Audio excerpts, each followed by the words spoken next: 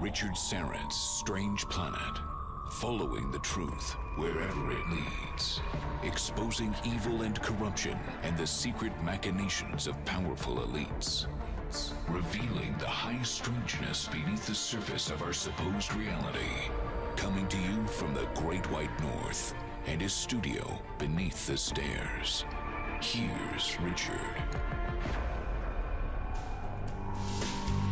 Hey friends, not a lot of time to talk because I've got a guy on the line who loves to talk and deserves to be heard. Sean David Morton is with us. We're going to talk Area 51 and the secret space program. First, very quickly, let me welcome two new affiliates to the program. WTSL AM 1400 out of Hanover, New Hampshire, and WTSV AM 1230 out of Claremont, New Hampshire. Good to have our first two stations out of the great Granite State. All right, Area 51. I had a friend that was driving along Highway 375. Just described it as this boring drive in the desert. I say, wait a minute, don't you know where you were? You were near Area 51. He said, what's Area 51? I said, oh, come on, you got to be kidding. I mean, people have been talking about Area 51 for years, wondering whether they're back engineering alien technology there, whether they've got alien dead bodies on ice there. Well, Sean David Morton is with us. He's here to tell us all about it.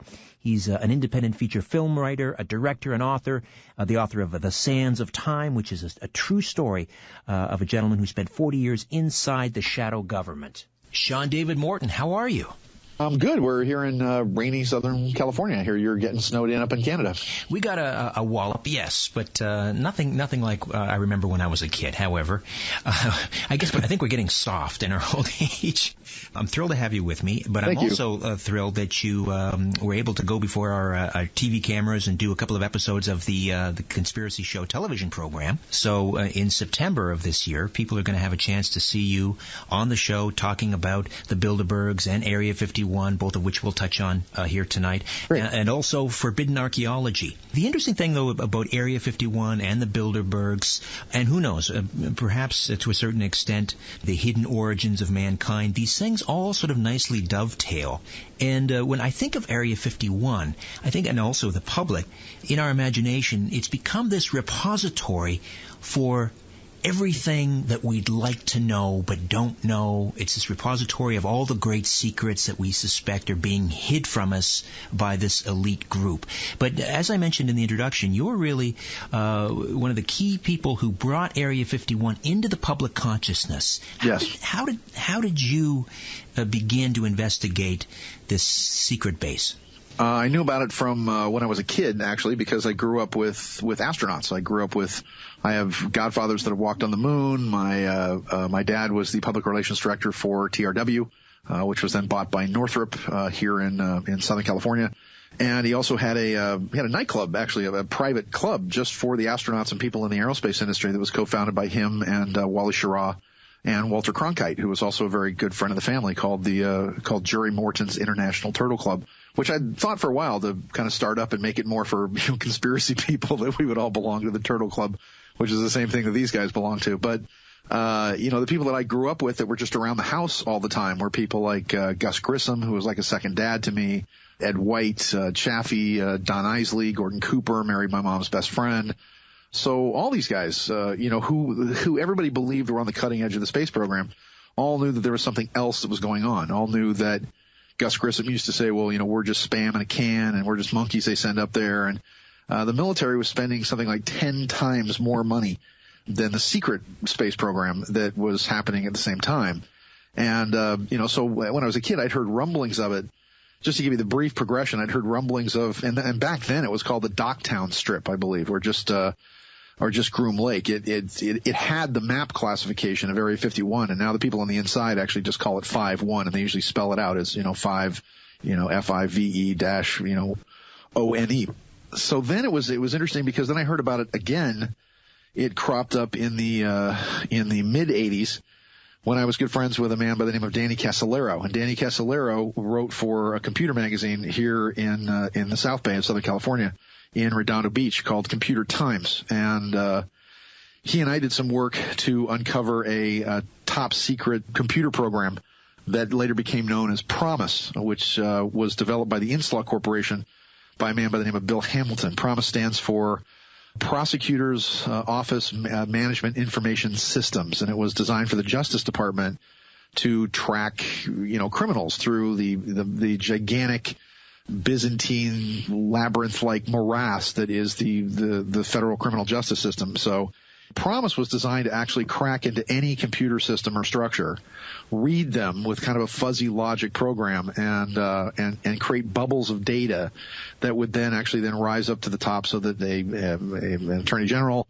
could put a case together. Well, specifically, Bill Hamilton never wanted this used as in the public realm. He never wanted it used on the public or for military applications, because with a program like that, you could track anything. You can track submarines, you can track people, whatever. So for whatever reason, what Danny called the octopus seemed to then be absorbed by Area 51 and seemed to be used as because then you get into the weird computer stuff that was going on at 5-1 and into a supercomputer that they called the Beast, which stands for Battle Engagement Arena Simulation and Tracking, and prototypes for how you would then track troops in the field, where which has some very, very Machiavellian and like all the bad parts of the end of the Book of Revelation kind of a biblical feel to it, because what the systems become is you have what's known as the Beast computer, which can then be underground, which can then be operated by a general or a single individual that literally has these like suction cup transmitters that actually go on the frontal lobe of the brain, so you can actually directly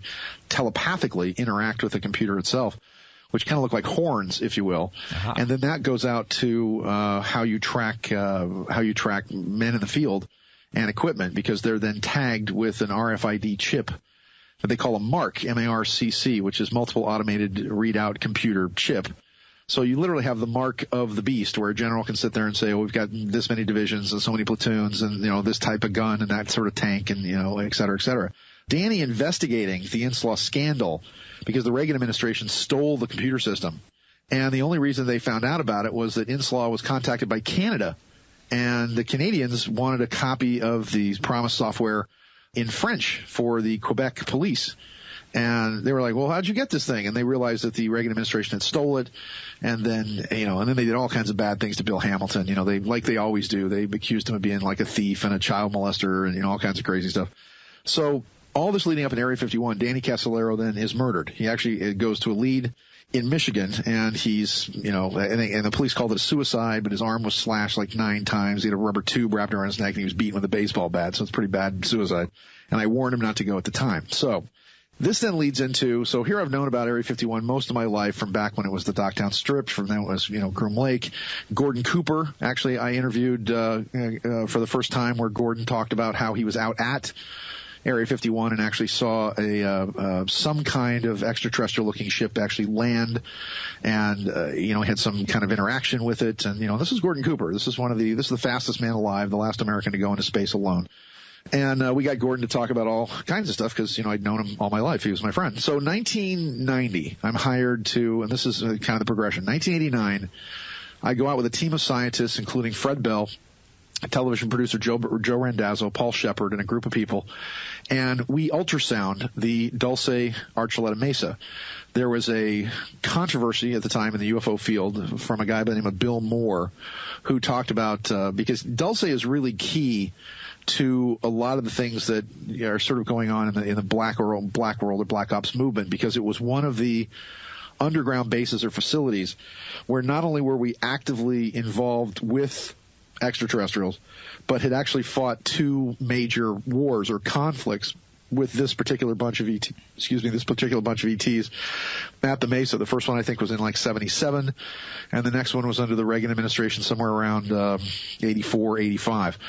And computer scientist Jim Delatoso came up with this is 89, December of 89, mind you, came up with a way to ultrasound the mountain and actually use what was called data tabling at that time, to take slices of sonic information and then put it all together like a loaf of bread to actually see what was in the mountain. So we ultrasound the Mesa in December of 89, and we prove beyond a shadow of doubt that there's a base, that there's a huge dome at the top, that it goes down about 10 levels or so, that there's cavernous areas underneath, that there are jet tubes or train systems that actually interconnect the base to, God knows where, other places like, Kirtland and New Mexico and, Area 51 and Edwards Air Force Base and Nellis and Nevada.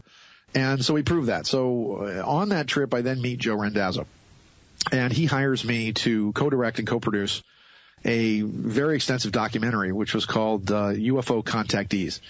And he spent about $250,000 on it. And remember, this is 1990 now, mind you. And it was the most comprehensive exploration of not just the UFO phenomenon, but the people that had actually been contacted, taken on the ships, had either had friendly contacts, negative contacts, were being used as breeders, if you will, women who were being taken on the ship, and eggs were being taken, and hybrid children were actually being created from their genetic material. So we traveled around the world for, about 4 months, I think, and put together nearly 600 hours of taped interviews with abductees, contactees, scientists, researchers. Somebody had a dog barked at a UFO. We went out and talked to them. But we went to Switzerland, to Billy Meyer's farm. We went all up and down Italy. We went to Spain. We were in England when the modern crop circle phenomenon, when it was really just circles before it become, glyphs and puzzles and all kinds of things. But there were giant circles being formed in the fields, like while we were sleeping out in the fields. So some pretty amazing stuff. And we interviewed a scientist named Robert Lazar. And Bob Lazar, this was in, I think, February of 1990. And Bob, in May of 89, had defected from Area 51 and claimed to be a part-time scientist there, and had been called onto the base to work a couple of days here and there. And he'd only worked, I think, about a grand total of, 18 days total, actually, at the facility. And he had been sort of a local celebrity because George Knapp was the one who actually won an Emmy for UFOs, The Best Evidence is the name of it. A fantastic thing. I think you can pick it up on YouTube or DVD. But he'd made Lazar kind of a local celebrity, but nobody had really heard of him outside of the kind of strange world of local Vegas news. So we interview Bob, and at the end of this interview, said some amazing things about his interactions with the saucers and how he got the job, and told us a lot of things where his story kind of changed later on. We had private conversations with him where he'd actually had some really kind of horrifying interactions with what he claimed were extraterrestrial beings actually on the base, on the facility, which he later then recanted, which we thought was very strange. But Bob said, look, you don't have to believe me. All you got to do is go out to Highway 375, which has now been renamed the Extraterrestrial Highway, by the way, thanks to me and other people out there. Go stand by this black mailbox on Steve Medlin's ranch at the mile 18 marker on this highway, and go out on Wednesday nights, and about dusk to about 9:30, you'll see them test the ships. So it took a year for me to get there, and by that time, I think in November, December of 89, George Norio Hayakawa, Gary Schultz, Anthony Hilder, my buddy G. Edward Griffin, they'd gone out there. And so I joined the crew in February of 91 when I had a friend of mine who worked for the LA Times, Shannon Sands, was a reporter for the Times. So we went out there, and me and another buddy of mine, Jeff Slack, and she had a photographer with her, and I'm not going to relate the whole experience, but she was in another car with a photographer, and it was a stormy night. Let me just jump in here, Sean. This is a good time to break. We'll come back and reset. Sean David Morton here, discussing Area 51, the secret space program, right here on The Conspiracy Show. Stay with us. The truth goes through 3 stages. First, it is ridiculed. Second, it is violently opposed. Third, it is accepted as self-evident. You're listening to Richard Syrett's Strange Planet. We're back with Sean David Morton, remote viewer, documentary film producer, author, and the man really largely responsible for bringing Area 51 into the public consciousness. So there you are out at mile 18 and by the black mailbox, the infamous black mailbox with an LA reporter. Actually, we were driving up the road. We actually drove up the road towards the facility, and we had a sheriff stop us. The Mars Venus lights came out of the fog, and he said, "You guys got to turn around. There's a military base up there, and they're doing testing." And, we joked with him and said, "Oh, you mean the military base is not on the map?" And he's like, "Yeah, very funny. Just turn your car around, wise guy, and go back the other way." And Shannon was in the front car with her photographer, and they sped on back down the road. And Jeff and I were driving very slowly and literally had as dramatic as it sounds, and I'm not going to get into the whole thing because we don't have that much time, but a flying saucer basically almost hit our car. It came on its edge right in front of us in the middle of the road. We slammed into the side of the road, just sat there, just complete horrified shock. And then it just kind of bounced off into the desert. And we got out of the car and we chased after it, and the thing sort of then came at us. It changed directions, and it lit up like the sun for a brief period, and we got our faces burned by it. We got really sick from being too close to it, and then it went bouncing off into the desert. So we jump in the car and drive back down, and there's about 30 people at the top of the road where we're jumping up and down saying, "Look, there's the saucer," and you can see it plain as day now because the clouds had cleared and this thing was just dancing around the valley. And the funny part was Shannon, who was the reporter, I was like, "I can't see it." I'm like, "What do you mean you can't see it?" She goes, I'm night blind in one eye and I'm like legally blind in the other. And I'm like, we're all sitting there yelling and screaming. And then the reporter, the photographer. That's incidentally how I would describe most members of the mainstream media. Exactly. But this photographer, this snotty kid, who was the photographer, we said, "Well, take photos of this. There's a UFO. It's like way off in the distance, but it's bouncing all around doing crazy things." And he says, "I can't." And we said, "What do you mean you can't? You're a photographer for the LA Times." And he says, "Well, I brought a Hasselblad portrait camera that has a range of 12 feet. And I was told to take pictures of people looking at UFOs, to take pictures of UFOs." And he packed up his car and left. So, the next day, a front page story, actually about 2 days later, a front page story appears in the LA Times about Area 51, which basically just has us, looking up in the sky, us sitting in our lawn chairs, us, somebody put up a sign that said, saucer watching spot here and all that. Once again, even though they saw it, even though, with their own eyes, they made us look like we were just lunatics who just went out to the side of the road for no particular reason. So I got hooked on this and started going out like every other Wednesday. And then all my friends wanted to come. And then we started renting, like big vans. And I took everybody from, Dean Devlin from Independence Day to Conan O'Brien and the guys that write The Simpsons, when Conan O'Brien used to be the head writer on The Simpsons, to I forget her name, but she's a big time director, Betty. She used to be on Hill Street Blues, and then she directed Private Parts, Howard Stern's Private Parts. Right, I know what you mean. I can't think of her name. And Brady Bunch. I can't find her name. Betty.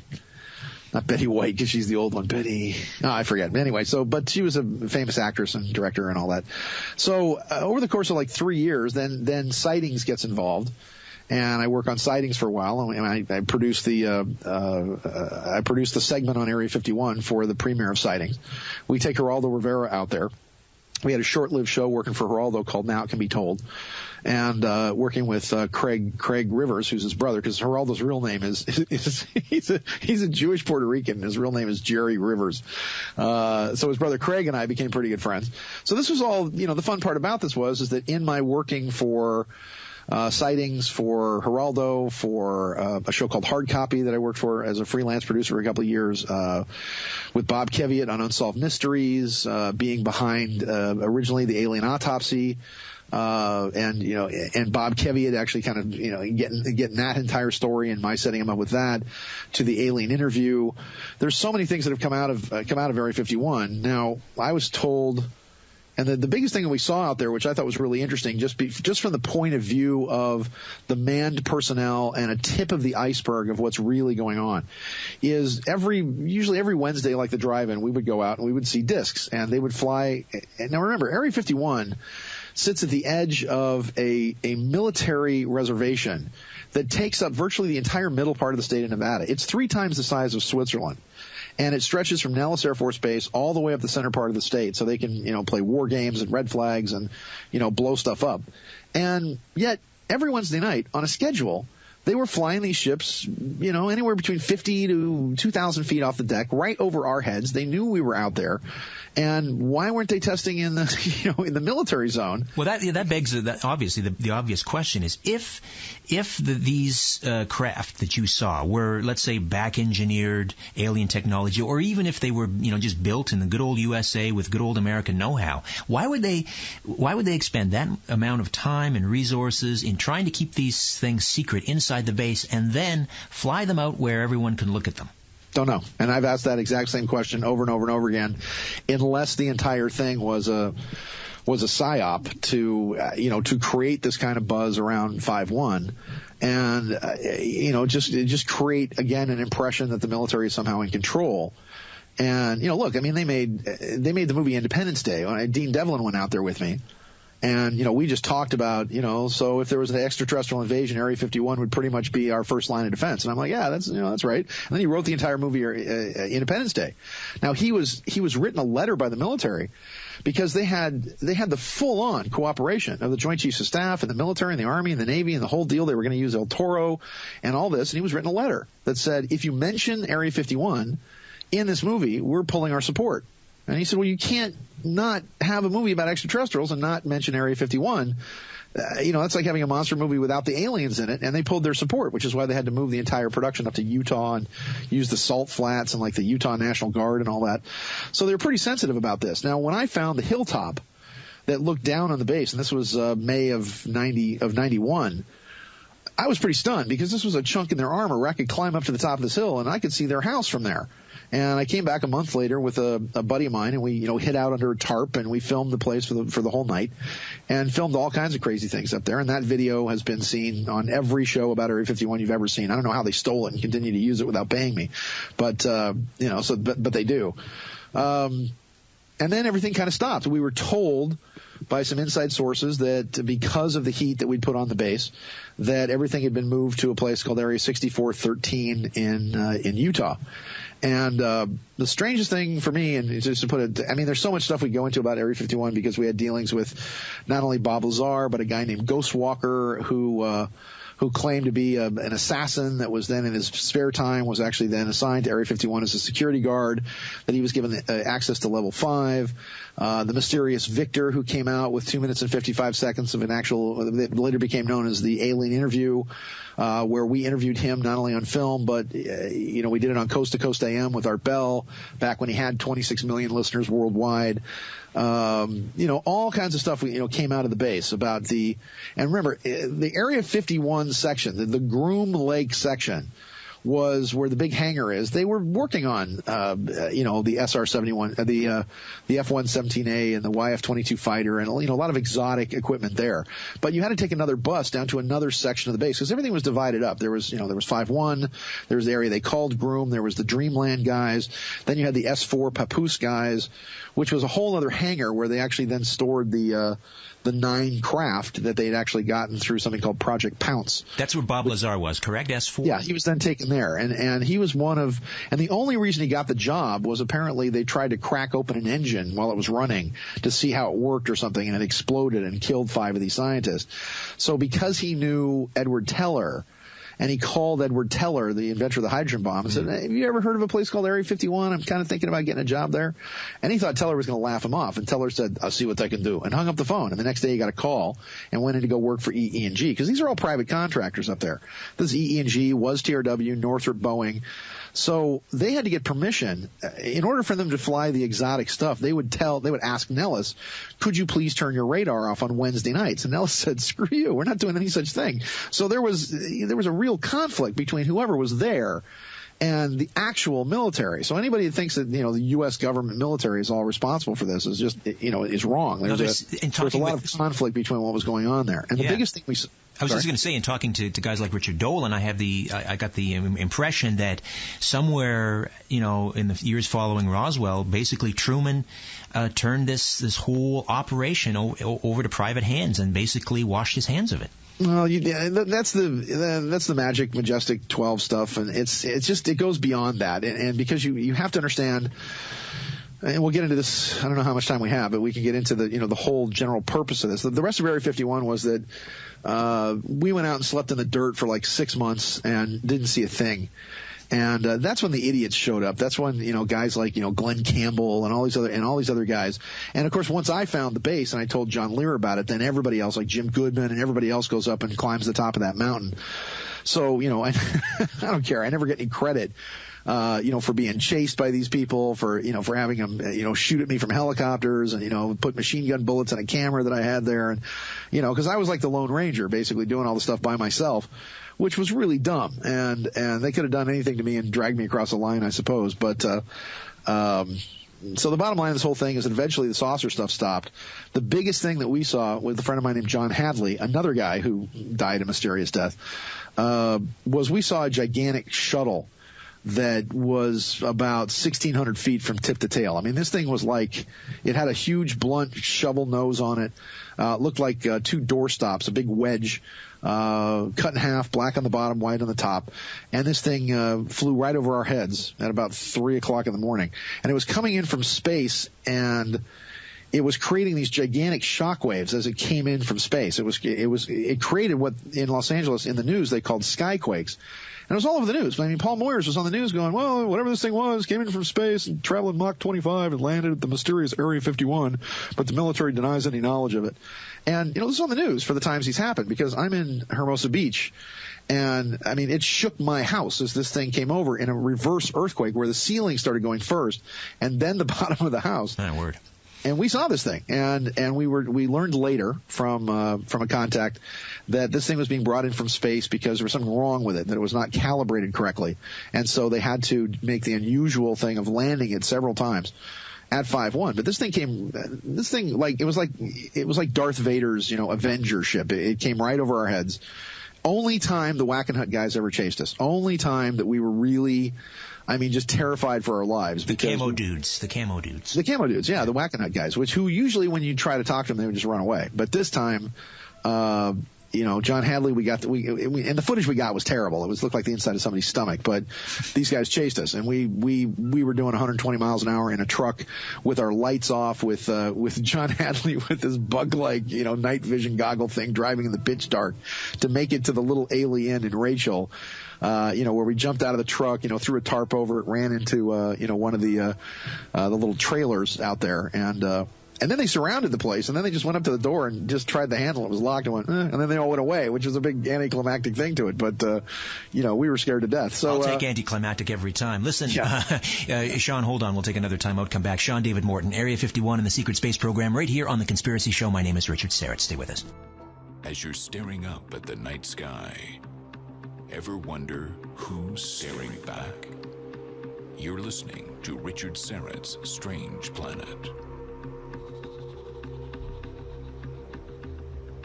We're getting a inside tour, Area 51, with Sean David Morton, remote viewer, author, documentary film producer, and the man largely credited with bringing Area 51 into the public consciousness back in the early 90s.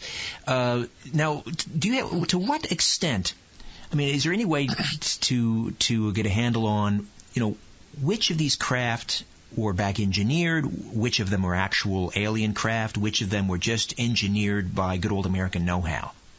Well, the stuff we've got now, there's a couple of pretty good examples of it. There was now with YouTube and all the video stuff, go on YouTube, and the most advanced thing that I know that we're flying now is something called the TR-3B Astra. And take a look at it. You go on YouTube, there's a bunch of footage. There was some footage that was actually taken in France on a hillside just outside Paris. Of the TR-3B Astra. It's amazing. It's really cool because if you know the technology that they're using, it combines everything. It's the ship is a huge black triangle.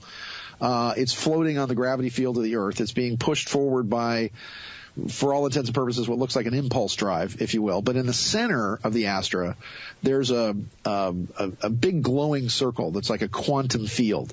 Then what you see is the Astra then powers up where this bubble actually appears, all through the ship. To the top and the bottom of the ship, this bubble goes bloop, and then it calms down, and then the bubble then encompasses the entire craft and teleports it. Basically, grabs onto another point in space, bends space, turns the gravity amplifiers off, and then space sort of snaps back to its original size and shape. But you can go all the way back. Really, if you want to look at this, T. Townsend Brown was a scientist, and the guys that were the real brain trust, Manhattan Project were the kindergartner kids, working on atomic bombs.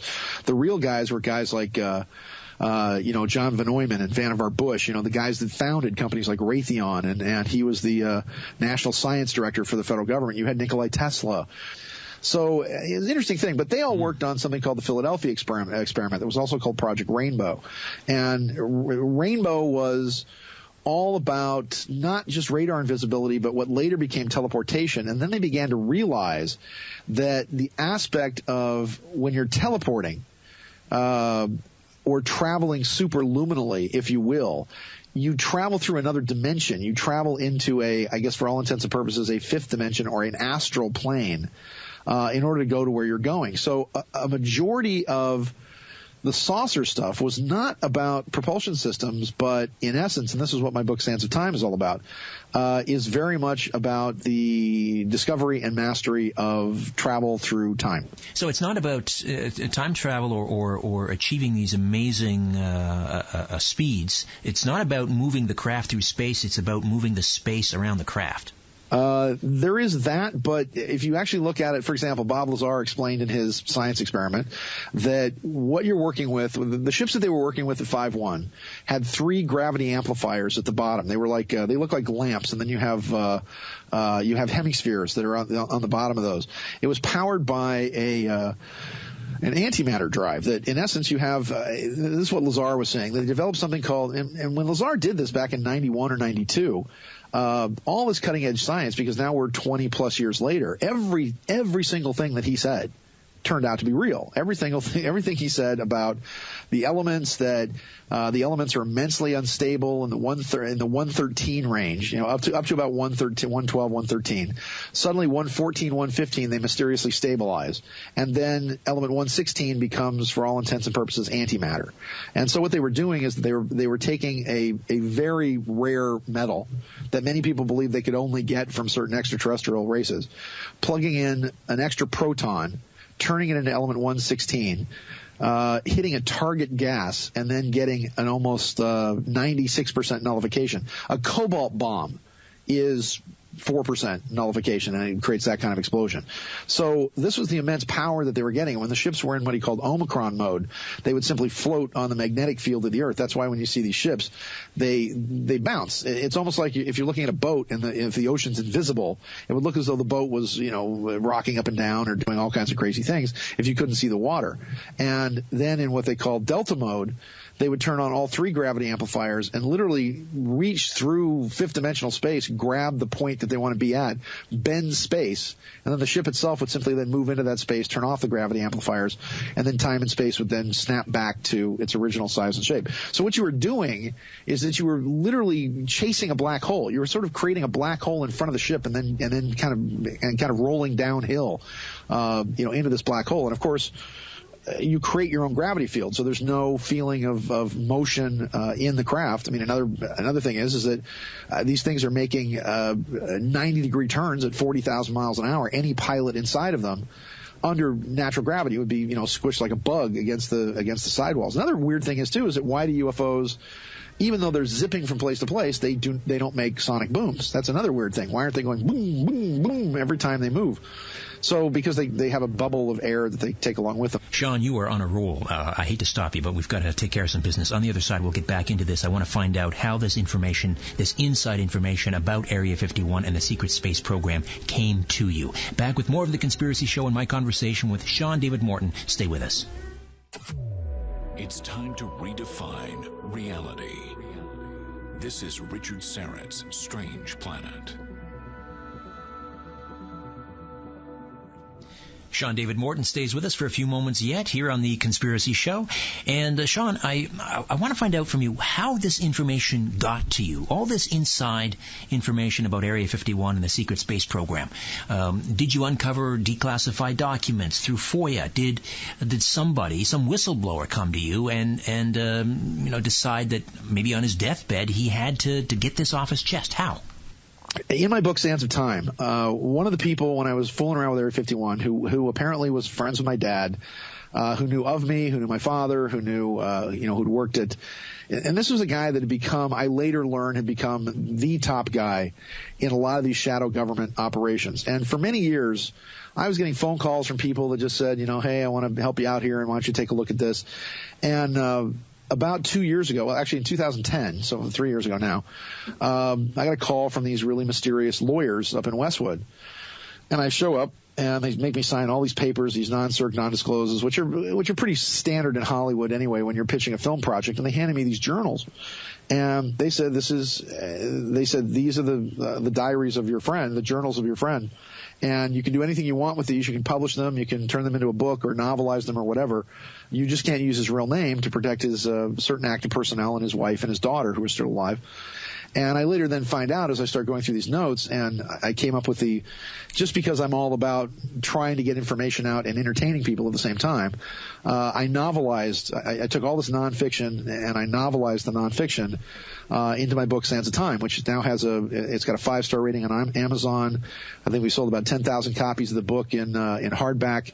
It's become this gigantic cult hit. It's just because it starts, if you're interested in the UFO phenomena, and you want to start at the beginning, if you want to start at Project Rainbow and the Philadelphia experiment and then how this develops, this is the story of Dr. Ted Humphrey, who at 17 years old, his father, who you discover is working on time travel, disappears, vanishes. He goes to USC, he goes to Caltech, he gets absorbed into these top secret programs. He is at the Montauk Project when they're working on teleporting probes into the heart of Russian nuclear blasts so that they can actually study the center of the nuclear blast so they can understand how time dilation works in the middle of an explosion, because time actually does flux when you explode things, especially atomic bombs. And so he was working at Montauk, and then he graduates from Montauk to then go on to – he later becomes the #1 guy in the secret government throughout like 40 years of his life. And you get a little bit more sympathy for what these guys are doing. It's not so much that and this gets to the overall point to it, what they are doing, according to him. In the process of this, as you go through these 40 years of the shadow government, his argument was that there is cooperation between the United States and the Russians and the Chinese on a very high level, and that they've been building using all this technology to not only to figure out how to travel through time and alter certain events in time, but a massive planetary defense system that stretches out into the solar system, if you will, because according to him, something very big and very bad and very nasty is on its way here. A particularly nasty Alpha Draconian race. It seemed kind of hell-bent for leather to actually, arrive here. And interstellar travel is much more difficult than people expect. You have to be between solar systems in order to use it. You then have to travel at, lower than light speeds in between the solar systems. You have to refuel. So supposedly this force is going to get here sometime between like 2020 and 2025. Sean, let me just jump in here, if I could. Sean David Morton with us, author, documentary filmmaker, remote viewer, the author of The Sands of Time, 40 Years in the Shadow Government, based on an incredible true story, a number of other books, including The Hitchhiker's Guide to Astral Travel. Now, Sean, let me just pick up on a few points. Okay. This technology that they've been back engineered at, are we able to trace that back? Was it retrieved at the crash at Roswell? Was even Area 51 operational then? Or was it... No. Because originally everything went to Wright-Patterson Air Force Base, or what they called Hangar 18 in Ohio. Mm-hmm. And back then, 5-1, they only moved the late 50s, early 60s. And this is what you're hearing. There's some LA Times reporter that was talking about this. Oh, I've talked to the old timers at 51. They developed the SR-71 Blackbird. SR stands for surveillance and reconnaissance. The SR-71 Blackbird was doing Mach 3 to Mach 5 in 1964. So, and then they retired the Blackbird in 74 when everybody finds out about it. And then everybody found out about it in 74, and then they retired the whole program in 78, never to announce what replaced it. So there's all kinds of exotic aircraft that are being made up. You've got ramjets, scramjets, plutonium pulse drives. We saw this weird contrail that we called donuts on a rope. Because it had these little, it was like a contrail, but it had these big puffy clouds that looked like donuts along it. That was supposedly a pulse drive. There's what they call the pumpkin seed, all kinds of crazy stuff. And the TR-3B Astra, which is a fantastic combination of a lot of various hybrid technologies. The ships were only moved into the 9 craft that they got through Project Pounce, which apparently Ted Humphrey was the one that wanted them all located at 5-1. They only got about 85, 86, because here's where all the weird stuff started happening at 5-1. 5-1 was just a, regular run-of-the-mill Skunk Works, Northrop Grumman, making B-2 bombers kind of thing. And 85, 86, they then apply to Nevada to extend their borders, because you used to be able to just walk over these low hills. You could just John Lear has photos from the late 70s where you could just walk over this low hill and stand at a chain, not even a chain link fence. They had posts with like a single chain in between the posts, and you could photograph the base. Then they wanted their border expanded because they didn't want people doing that. So they applied to Nevada. And Nevada said, you're already out in the middle of nowhere. What else? What do you want more land for? You've already got the whole middle part of the state. And then they got really stinky about it. In '86, they just took the land. They took like they took about 89,000 acres of land. And it pissed off Nevada. And, Nevada said, and Harry Reid, who was a congressman, said, what gives you the right to just confiscate the land of a sovereign state? And they said, well, we answer to a much higher authority than you, sir. And he's like, you want to tell me who's higher than the U.S. Senate or the United States Congress? And they said, well, yeah, I tell you what, you come behind closed doors with us. You take a little tour of 5-1. We'll feed you some pine-scented Kool-Aid, and you'll see. And after that, every single person that's done that, from Bill Clinton signed a bunch of executive orders that said that Area 51 is above the Constitution and the laws of the United States cannot be applied there, to Harry Reid, who said, oh, that's just fine. So they took this extra land. Now, when I found the hilltop that looked down on the facility, they spent like billions of dollars trying to figure this one out because they couldn't expand their border more than 5,000 acres without permission from the state. So what they did is they snaked out a tentacle that just is about 6 inches wide that goes to the top of the hill and just takes just the top of the hill. So they've got a big fence and a bunch of wires and all that, so you can't get to the top of the hill anymore. So that was when the weird stuff happened. And also, this is when they built the S4 facility that's kind of a dune-colored camouflaged hangar that's built into the side of the mountain. That goes down 5 levels. You actually had 9 ships, some of which worked. There was another one that had a big hole in it. They were testing a laser, apparently, and burned a hole through this thing. And the floors would then drop down, and they could then slide them into hangar bays that were lit 360 degrees and then had these what they called the monkey bars would actually come out from the sides so that the technicians could have 360 degree access to the saucer. Then you went down to 3rd level, which was like scientists and lunchroom and whatever. 4th level was security personnel, and there was a 5th level which got pretty scary because they called it the zoo in one part, which were a number of bodies in a blue liquid in these large glass tubes with these metallic metal stripes at sort of the breast and the groin. Now, where does that information come from? Is that from Lazar or Victor? No, that was from a guy that was from a guy that worked as a security guard there. And this was from Ghostwalker. And the advantage of this is that from May until about December of '90, when I took John Lear for his birthday, actually up to the top of the mountain, I'm the only one that knew what the base looked like. So when Ghostwalker came along, this guy Connor, he shows up at my house after going through a number of different UFO investigators and having some very strange things happen. And I was terrified. I slept with, a loaded 38 under my pillow for a week while this guy was here.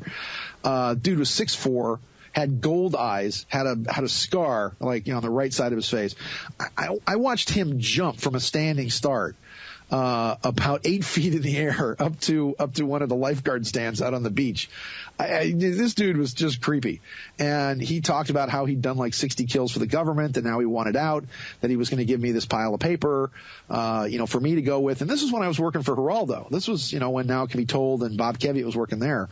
We went out to Vegas, we had this big adventure, went all these different ways, and the guy just disappeared. The guy just said, well, I'll see you at 3:00. And I was there with armed security guards with tickets in hand to fly him to the East Coast for Geraldo to interview him. And he vanished. I never saw him again. So, but he drew a map of what the base looked like. He knew it. He'd been there. And he said, when I wasn't being an assassin, the prime assignment was 5-1. He says, because underground, they've got bowling alleys, they've got, baseball fields, the food is 5-star, they've got like lobster and crab every day. He said it puts the best hotels in Vegas to shame. And everybody wanted that assignment because the food was so great.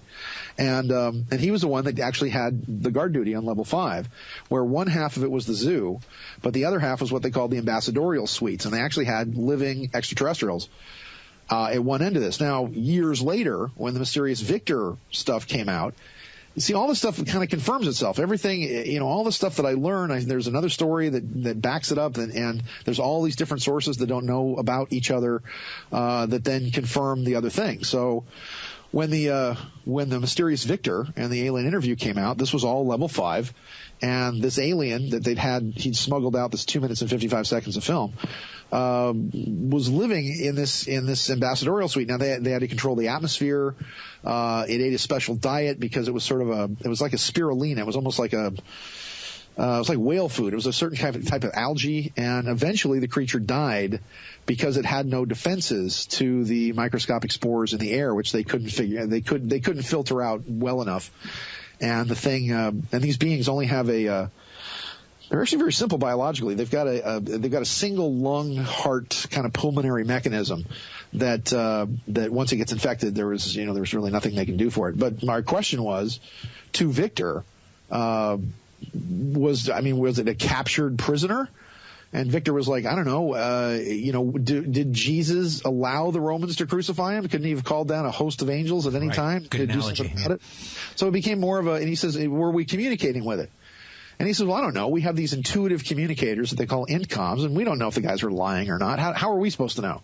If you pat your dog on the head and say, good boy, you're communicating with your dog. Because it's literally like showing your dog a card trick or trying to teach him, trigonometry. So that was the level that these things were on. Listen, Sean, I gotta just about wrap this up here. But, okay. All right, sorry. No worries. Listen, we'll have you back and do a part 2 and a part 3, whatever it takes. Just to remind listeners, The Sands of Time is the book. 40 Years Inside the Shadow Government, based on an incredible true story. It's on Amazon. It's you can get the hardcover, and we have it in dynamic voice audio as well. So you can get the sound version of the book, you get the hardcover of the book, you get the PDF of the book. Sands of Time, greatest book you'll ever read, and it's all a true story about all this stuff, and it explains. Once again, if you've never been into this ever before, and you want everything from soup to nuts from beginning to end, Sands of Time is the best place to go. Sean, a real pleasure. Thank you, Richard. I'm thrilled that you joined me, and let's do it again. Okay. Sean David Morton, The Sands of Time. And I warned you, he likes to talk, and I was more than willing to just sit back and listen. Sean David Morton is a fascinating guy. I will have him back. And again, that book is called The Sands of Time, 40 Years Inside the Shadow Government. Hey, check out the website, richardsyrett.com. Richard Syrett, all one word, S-Y-R-E-T-T. That's your portal to the Conspiracy Show. All the information you need on upcoming programs. There's a book club. There's a secret document page. There's a page dedicated to some of our regular contributors. And also, I post some interesting stories in the news on the right-hand side. So check those out as well. And while you're at it, say hello on Twitter, @RichardSyrett.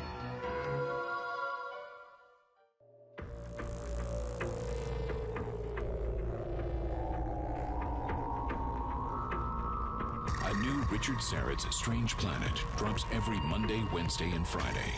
Subscribe at StrangePlanetPodcast.com.